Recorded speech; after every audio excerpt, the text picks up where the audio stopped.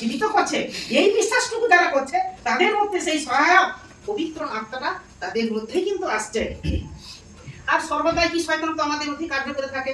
আমরা কি চলার পথে বলার পথে যতই সচেষ্ট হই না কেন, পরমেশ্বর বিচার যে কোনো উপায় কি ভুল ভ্রান্তির পথে আমাদের কি একটু চালিত করে, আর তখনই আমরা দুঃখ কষ্টে পড়ি। এটা হচ্ছে কর্মফল, কর্ম অনুসারে ফল, কর্মফল। তো এমন না, পরমেশ্বর পিতা এমন বলছে যে একে এমন আসবে যে যার প্রচুর আছে তাকে আরো দিবে, সকল ভিড়া অর্থ দিবে। আর যারা সত্য কথা ধার্মিক পথে থাকবে বলছে তোমাদের যেটুকু থাকবে সেটুকু আমি ফেলে দেবো। আরো কষ্ট, যত কষ্ট পাবে তো ঈশ্বর কি আমার ডাকবে। সেই জন্য বলছে সর্বদাই কি তোমরা সচেষ্ট থাকো, জাগ্রত থাকো, নিদ্রিত যাইও না।